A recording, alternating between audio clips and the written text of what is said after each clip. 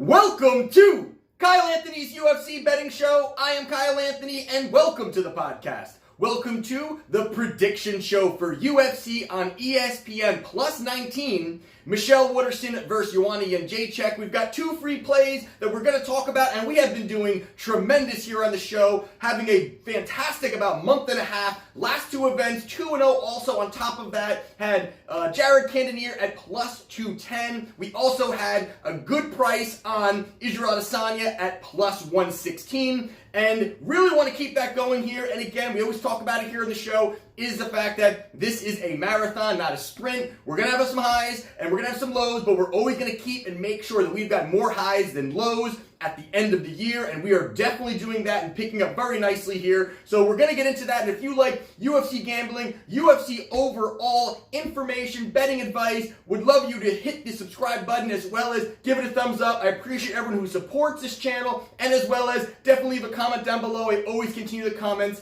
and all of the conversations down below. So, we will get into our first free play. Our first free play is on the main event of the evening between Joanna Jedrzejczyk and Michelle Waterson. Now, there's already been a little bit of talk here with Joanna and the whole fact of, is she going to make weight? And people are already really diving into that a lot. And that's really, it's definitely a part of something I'm going to talk about here, but there's a lot more to break down when we talk about these two athletes. They've done a lot of great things and some things they don't do very well. So we're going to get into all of that. So the first person we're going to be talking about here is Joanna Jedrzejczyk, and right now you've got Joanna Jedrzejczyk, who is a big favorite here, almost a 4-1 favorite. She's at minus 380, and then you've got Michelle Waterson. She is almost a 3-1 dog at plus 280. Now, you first talk about Joanna Jedrzejczyk here, and everyone knows it was a big thing with her. She was the boogie woman for a while, and she was really out there dominating the division with her kickboxing. And then she's had a little bit of a lull here, going 1-3 out of her last 4. And that's going to be something that definitely is a big part of what we're going to talk about. But furthermore, matching it up with what's going to be happening with Michelle Waterson in this fight. So again, going quickly over the last 3 fights for each, and then we're going to piece it together and come to a conclusion of who we are going to be betting. So the first thing we're talking about is 3 fights ago, she fought in the rematch against Rose Namajunas. And this was something here where, she had just been knocked out at UFC 217, which I was at. And a great card there at UFC 217, probably the best sporting event I've ever been to. But that was a fight here where the second time around was Joanna really going to be getting back to who she was? She was saying it was a weight cut thing, which does lean into this fight as well that we're going to be talking about on Saturday. But, was it a weight cut thing? And she was kind of making excuses up. And in this fight here, she went out there and she played a little bit more. I think she was a little timid compared to a lot of the times where she's going out there. She's got a lot of the aggressiveness. She definitely has a lot more confidence. And in that fight, I thought Rose fought great. I mean, one thing about Rose is that she has tremendous boxing. I mean, you even saw what she did against Jessica Andrade, and then Andrade was able to body slam her basically on her head. But even against someone like that, she just has some great movement, great footwork. And you know what? Rose, the fact that she lost the title, but she was really looking like a great mixed martial artist as a whole, really the whole package. So for her to go out in this fight against Joanna, tough fight, very competitive, back and forth. I definitely had it that it was 49-46. All the judges actually had it the same way, the same judging. Joanna thought she was kind of robbed in that fight. I did not believe that. I think the statistics were very close, but also there was more highlight shots and significant shots for Rose in that fight. So end of the day there, Rose gets the victory. Another loss back-to-back, which is very detrimental to any fighter. Back-to-back losses against the same fighter, and Joanna Jedrzejczyk does lose that fight. The next fight we're going to talk about is against Joanna Jedrzejczyk against Tecia Torres. This was a fight here. Now I've always been, a fan of Tecia, as in, she's always seems like a positive person and always just says, looking on the bright side of things. And for a while, she was really looking like she was going to be a force to be reckoned with. And since, even over her last 4 fights, including this one, she's 0-4. And over her last 8, she's 3-5. So she had some wins, and she's just been on definitely a losing streak. In this fight here, this was really Joanna just picking her apart. I mean, I didn't see much here that Tisha, she doesn't have the striking. She's got a little bit of strength there, but she's going to be a little more flat-footed. She's not going to have as much capability of the striking and the moving compared to somebody who is the elite striking, the elite kickboxing of Joanna. So to me here, I don't really see this as one I could really fully break down. I rewatched it, but going into this fight, I don't think it's as much I can take away. And you know what, so I kind of want to skip over this one a little bit more. But overall, it was a sweeping victory for Joanna, and she was able to get that victory over Tecia Torres. And the last fight I want to talk about is the fight against Valentina Shevchenko for the bantamweight title. This was one here where I thought was a little weird. The fact that, she's coming off, 2 losses, and then, at that point she was 1-2, and coming off those losses, 1 win over Tecia Torres, goes up for the title, kind of feeding, it was a let's fill up a main event kind of thing. In this fight here, I mean, it was, you've got Valentina Shevchenko's counter-striking is just phenomenal. I mean, she is just, we continually see what she's doing with everybody and how she's fighting them and how damn good she is with her striking and her movement, her strength. Just overall, she's going to continually dominate, I think, in that division. But in that fight there, there wasn't enough that Joanna was doing. It was a lot of great things that overall you saw Valentina use her strength, use her counter-striking. She gets the victory here. Again, kind of going quickly over that one because I didn't really feel it was much I can take away for what I believe that Michelle Waterson will be implementing in that fight. So those are her last 3 fights overall. Going quickly over now, Michelle Waterson. Michelle Waterson is 17-6. Over her last 3 fights, she fought 3 fights ago, Courtney Casey. Now, Courtney Casey, kind of a journey woman in the sport. She's long, kind of slow, and I think she gives a lot of people problems, a lot of girls problems because of her reach, because of her, the height, and kind of that's something that's kind of what her go-to has been, and she hasn't really been able to execute in the striking department overall. That fight there, it was enough for her to get the victory with Michelle Waterson. It was a split decision. I thought it was kind of an easy decision for Michelle Waterson to get. She beats Courtney Casey in a very tight fight. For the judges, for me, I thought it was a very good showing overall for her. And that was a fight, I think, after that, Michelle Waterson really started to, I think, change the way she was fighting. I think that she started to realize, I can't just be the karate girl. I can't be the karate hottie. I need to implement more into my game plan. And I thought the fight against Felice Herring was where things changed. And she started to really, really bulk up a little bit more and more look to use takedowns, use her ground game, use her strength in the clinch. Instead of always backpedaling and trying to, get off some of these great kicks that she has, she's going to be looking more to get the takedowns. And in this fight against Felice Herring, I think Felice Herring was not ready, prepared for the takedown opportunities, the grappling. Really, it was a lot of takedowns. And the fact now that you're seeing what Michelle Waterson's able to do is she's not able to just get you down, but if she gets top control, she is very strong on the top. She is, able to, off of her back and in the guard. I don't really think that's something that she's capable of doing as well. But I think when she's on top and she's able to get a hold of you and get you to the ground, she's got big legs, she's got a lot of strength, and I think she was able to use that very well against Felice Herring, who also is a strong woman. I mean, you see her physique as well. She's big, she's strong, and that's kind of the thing that even Felice has always kind of went with it. She's the bulldog, and she's looking to push forward and kind of muscle around her opponent. And this was a fight here where she wasn't able to do that. Karate Hottie came in a lot stronger. I think came in a lot more chiseled, gained a little bit more of the strength part, and I think that's where she went in there. This was a dominating performance, easy landslide victory for Michelle Waterson in that fight. You saw a lot of takedowns and keeping her down. That's a key, and I think that's something that could be put into this fight against Jedrzejczyk.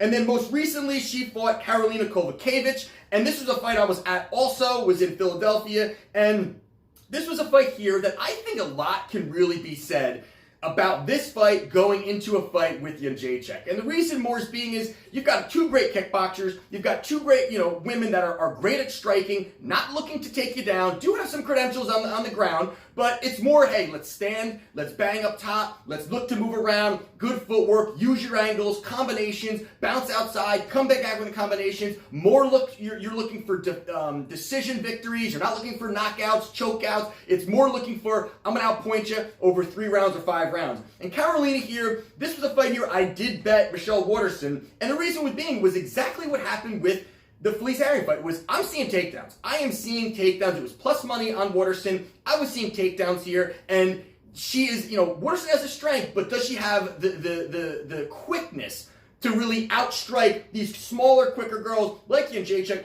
like Carolina? And in that fight there, she took down Carolina multiple times. That first round, you could tell that, Michelle Waterson was kind of feeling it out. Going to that second and third round, she was getting takedowns. She was able not only to just get her down, but keep her down, use her strength. Carolina could not get up, really draining her energy. And I thought that was something really that's important, I think, going into this fight. Now, with all that being said, and again, that was a victory for Michelle Waterson there. Now, with that being said, you take a look at these two girls here and what they're doing. Now, of course, the big part here is going to be the weight cut situation. But before we get into that, we know Jedrzejczyk has the kickboxing. We know that she's got, she's lanky, she's rangy, she uses great combinations. And again, talking about angles, she's very good at that. Here she's going to have a 3-inch reach advantage, get a 3-inch height advantage, and that's something where she does use very well. She's able to use that very well, but she's not someone who has the strength.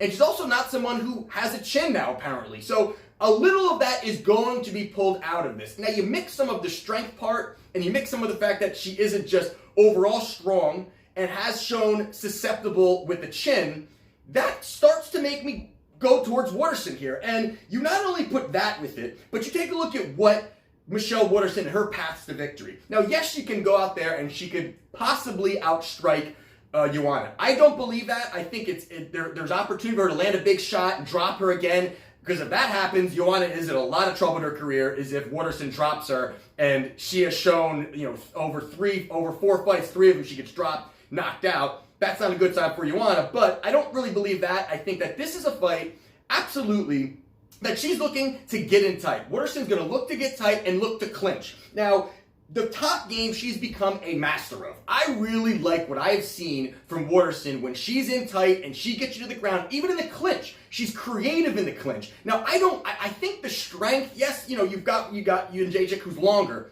but the strength, I really like Waterson here. I think that, yes, the kickboxing, but the underrated strength from her, I think is really, really great. But not only that, she uses the headlock takedown. And she has done that so well over multiple fights where she's able to get in tight, and it's almost like you don't even see it coming. Women are not really able to see that coming. She flips you over and she gets side control from that position, and it's almost impossible to get her off of you because of her strength, because of her leg strength, and her top control has been really, really great.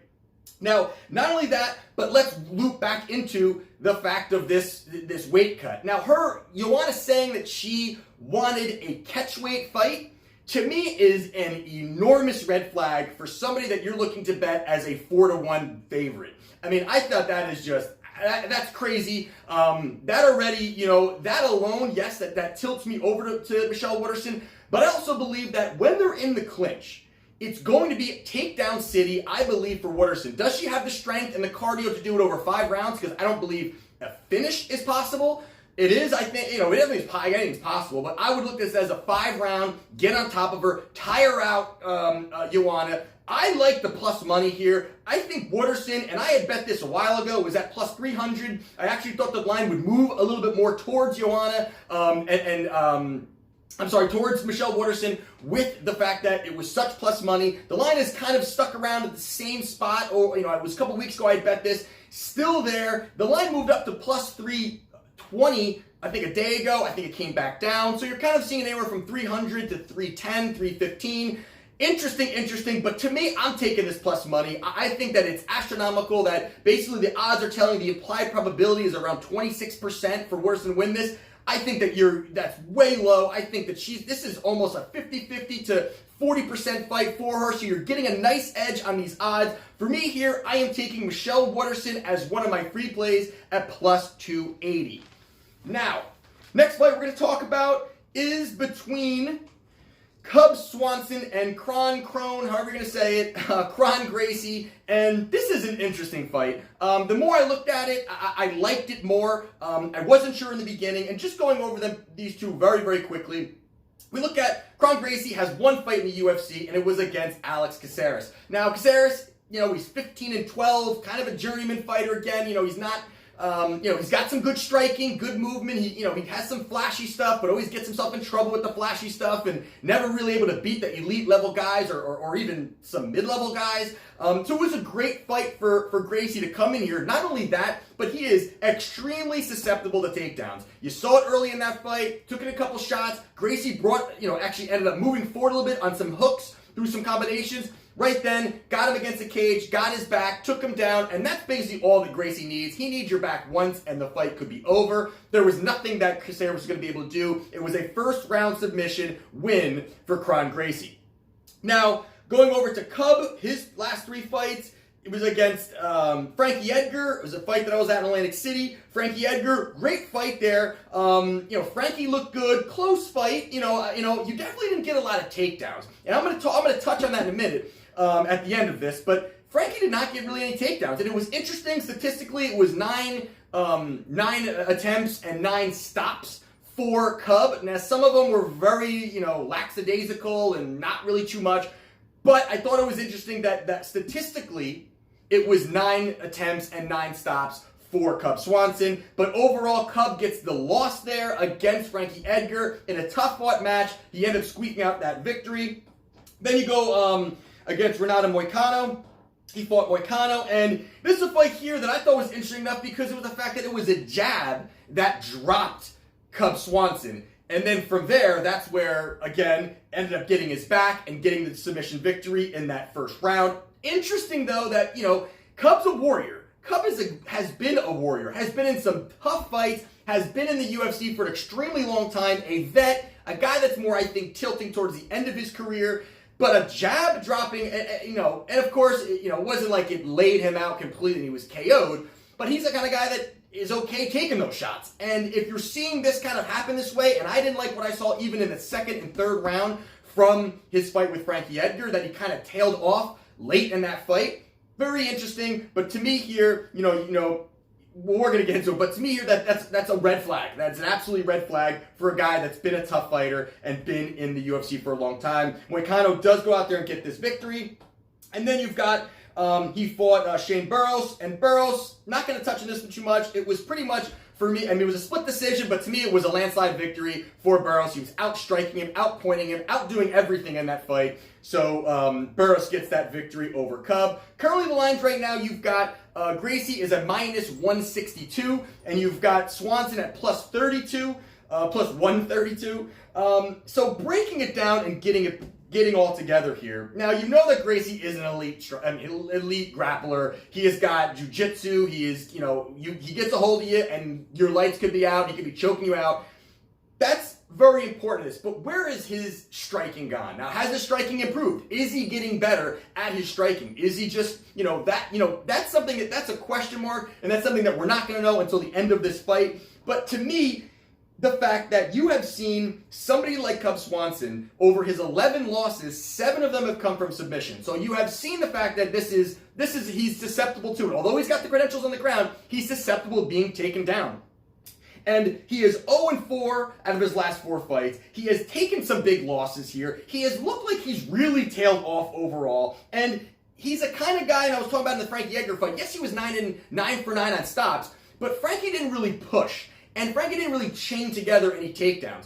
Gracie's going to do that. I think that is absolutely what's going to happen. And you've seen that's something that Swanson is susceptible to. And if he gets a hold of you, Gracie is going to be able to get that finish. He's going to be able to sink in a choke and get that finish. People even pointed out, he stopped Brian Ortega until Ortega, kind of climbed on him and choked him out. Ortega has terrible takedown offense. He's terrible. I mean, it's a known thing that he's able to really grab a hold of you standing and get you to the ground, but he's not a guy that's going to bulldoze you forward and take you to the ground. Gracie is going to be that. I think he's going to really smother Swanson. I think he's going to be pushing forward constantly. He's not going to allow Cub to really land big shots. The first round could be very interesting, where Cub's going to be looking for the big shot, fending off takedowns. But Gracie, I believe is going to have the cardio. They say he trains like an animal, even when, even the fact that he, people are like, oh, it's 5 fights in the UFC. Yes, but he is a world champion when it comes to Brazilian Jiu-Jitsu, fighting in big stages there, so main events there. So this is not something new for him, especially coming from this family. Nothing new to him. I think he goes out there, and I think he gets this victory here. For me, you're taking a look at it, I don't believe that they're setting up Gracie for a loss.